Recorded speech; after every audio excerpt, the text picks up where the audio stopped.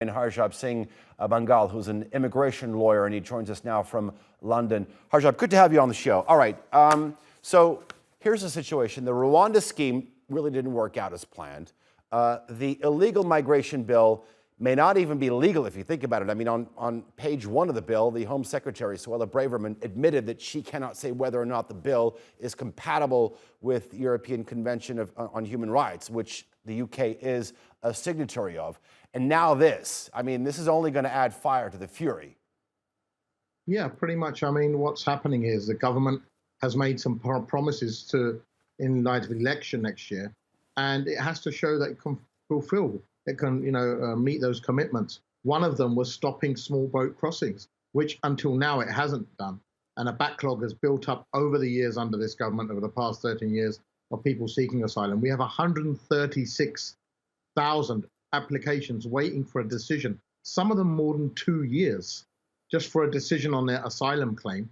And the number of people being sent back has dropped drastically from 60,000 in 2009 under the previous government to last year about 3,000 enforced removals. So every year a backlog and a surplus is building up of people who aren't being sent back, and maybe they're supposed to be sent back.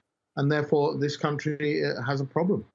Harjap, so pushing a conservative policy is just part of this government's campaign or election campaign? Is that why they're pressing ahead with these methods? Yeah, pretty much. I mean, anti-immigration sentiment has garnered support in this country, and we've seen Brexit as a result of that, which people claimed that immigration was in the top 3 reasons for voting for Brexit, because they felt too many foreigners were here. So the government has realized that that is a vote winner, and if they can deliver on that, then perhaps they have a chance of winning. Recently in the local elections and by-elections, they've been obliterated, the government. They haven't managed to hold on to many seats. This is despite, in the last election, Boris Johnson having a huge majority. So it now feels that this is perhaps something it has to do. They're saying what the people want to hear, but the people are realizing that, hold on, this government hasn't delivered. So it's really now a chance for them to deliver on this, and if they manage to do that, then they might have a chance of winning the election next year. The proof is in the pudding. If they really cared about migration and the figures, the deportations wouldn't have dropped over the years. I mean, from 60,000 to 3,000, it's pretty appalling. And the fact is, it wouldn't take 2 years to decide claims. They would be investing in infrastructure to make sure these claims were decided in 14, 15 days. In fact, 15 years ago, these claims used to be decided in 15 days. And now it takes more than 15 months. So the investment isn't there. The infrastructure isn't there. The Home Office is broken.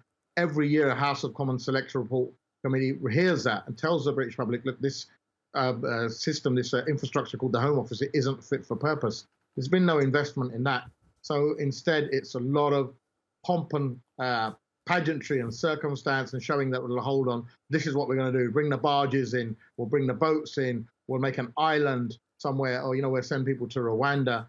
And none of that seems to be working because small boat crossings have only slightly declined from last year.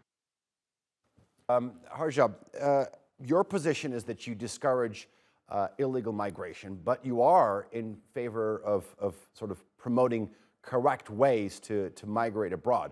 Rather than seeing the UK government engage in elaborate and expensive damage control methods like we are seeing now, wouldn't you like to see sort of more resources poured into what you're a proponent of, education and the knowledge of how to properly migrate?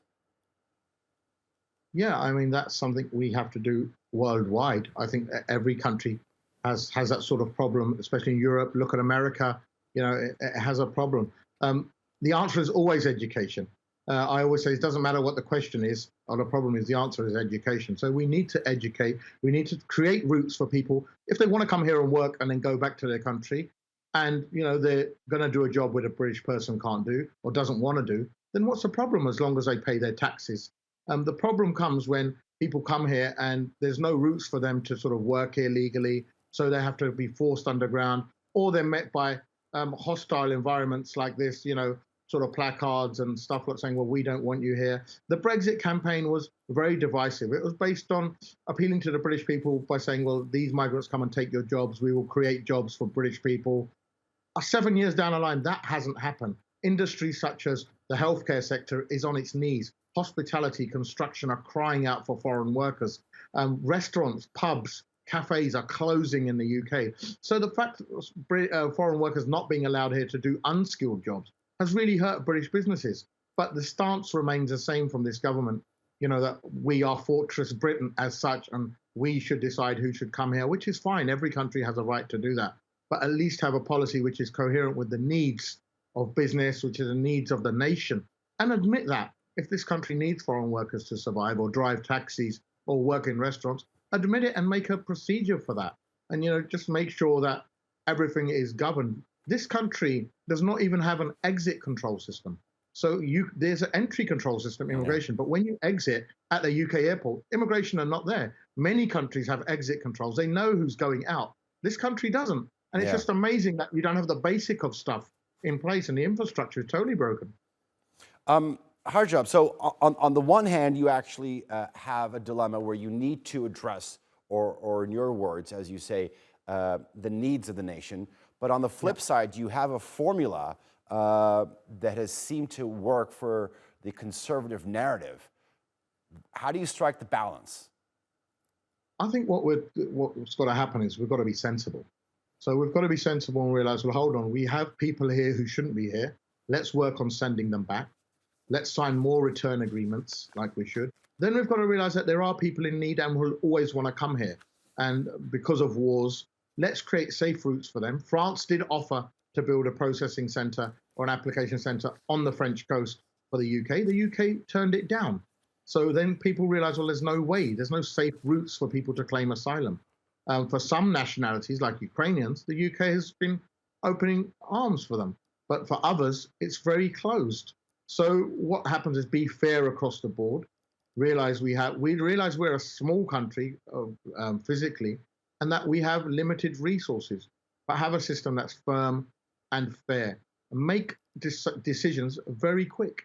In other countries, they make decisions in weeks. Why is it taking 2 years to make a decision which can be made in half a day or a day by somebody?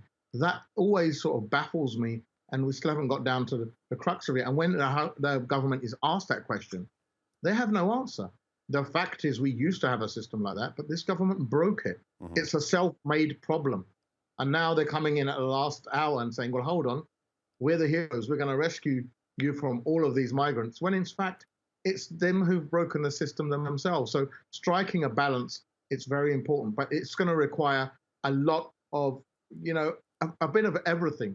Safe routes, patrolling the coast, dealing with claims quicker, sending people back quickly who don't deserve to be here, granting people asylum quickly for those that do deserve to be here. If someone's from a war-torn country and you can't send them back, why make them wait 2 years for their papers or permission to work and house them in hotels? Let them pay their way. Let them pay their own rent, which they're more than happy to do. Fair point you make. All right. Harjap Singh Bhangal, thank you very much for joining us here on the NewsHour.